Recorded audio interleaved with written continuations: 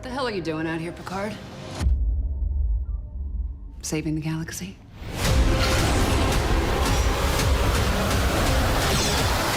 Engage. The transporter is always something that's a little bit nerve-wracking because it is such an important part of canon for Star Trek. We can't just go make something up. We have to honor what came before. And fortunately, we have a lot of vendors that are also Trek fans.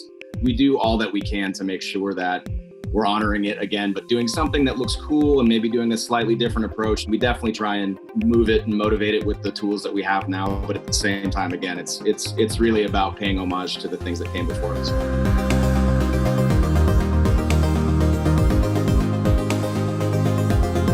I think my earliest memory of Star Trek is probably the movie The Wrath of Khan. So that was sort of my introduction to the franchise.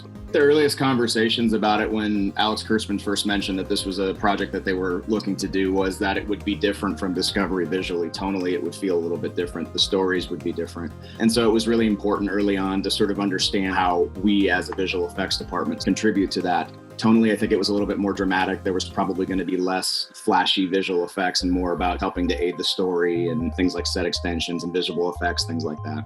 It's very fun when you're doing an establishing shot of a place in the future and sort of this world building experience of what do these different locations look like at the time that the show takes place. The complex things, the battles and everything is certainly there's something to be said for that, but there's also something very nice when somebody watches it and later they go back and go, oh, I didn't know that was a blue screen. You know, there's something very cool about that. Sometimes I think some of my favorite shots, and honestly, some of the executives' favorite shots are the very, very, simple things like adding eye blinks to a character that has a prosthetic on just because it helps bring them to life. So I think sometimes those simplified things, they get overlooked, but they're very fun too. She's the end of all. She's the destroyer. When I read Board Cube for the first time for season 1, I was like, oh man, this is such a big deal because it's very beloved in the Star Trek universe. And so it's our responsibility to make sure that we do it justice. There's a lot of research that goes into it. There's a lot of revisions of shots. And then once we sort of knew what it was going to look like and the executives saw what they were liking on paper, it was time to actually start building the asset. And I think the asset took about 4.5, 5 months to build. You do have to build it to scale because knowing it was going to be an important part of the story was there might be shots where we have to be very close to it. There might be shots where it's very wide and is an establishing shot. And so it needed to live in a lot of different shots. We built the assets and then we started putting it in shots and we went, there needs to be more texture. There needs to be more detail over there. It's sort of a living asset in the sense that you're continually sort of refining it as you go through the season, especially as new shots come up. It was very daunting and very fun to work on, but it's definitely something that I think is refined over the course of the season. You're constantly making improvements and learning from what you did before in the previous episode or the previous shot. The Orchid is another example, talking about the scale with the Board Cube. It's a giant cube, but unless you have something next to it to reference scale, you get lost really quickly. So then here comes episode 9 and 10, and it's the Board Cube and then a giant orchid, both of which betray, typical visual scale cues, especially when this orchid is supposed to be this massive thing that's capable of taking down ships. That's a whole different world of complication because now you have two things that are very, very tricky in terms of displaying their scale, and now we have to tell an entire story about how the orchids come up. So early on when I read that the orchids would be, part of that, I went straight to Michael Chabon and Akiva Goldsman and Alex Kurtzman, and I said, guys, what is this? What's in your mind? And we did. We talked about it for a long time, and we talked about, studies in terms of what the textures were, what it was made of. And so talking about, what is the intention of this orchid? How is it behave? What is it used for? Those sorts of things. And once we got sort of a good idea, the next thing was to go to our vendors with some concept work from the art department. And we said, get going. And we did a lot of tests. And I think where we ended up was something we're very, very proud of, but it definitely was a process. Thank you for not trying to talk me out of all this.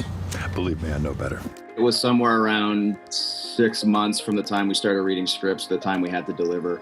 In terms of shot count, yeah, this had to be the largest episode of Trek we've done to date, including Discovery. I think there was 500 or 600 shots at least of heavy VFX.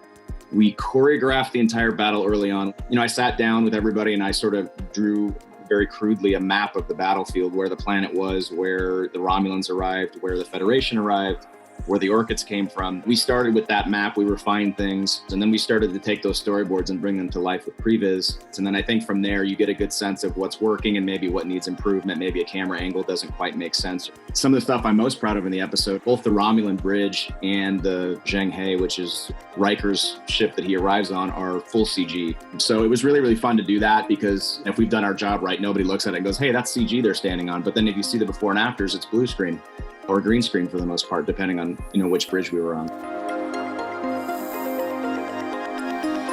It really is about collaborating with the different departments, knowing what everybody's going to be building, what they can build, what they can't build, what the expectations are from the executives in terms of visuals, what the expectations are from the director in terms of what they want to shoot, what they'd like to see, how often they would like to see those things.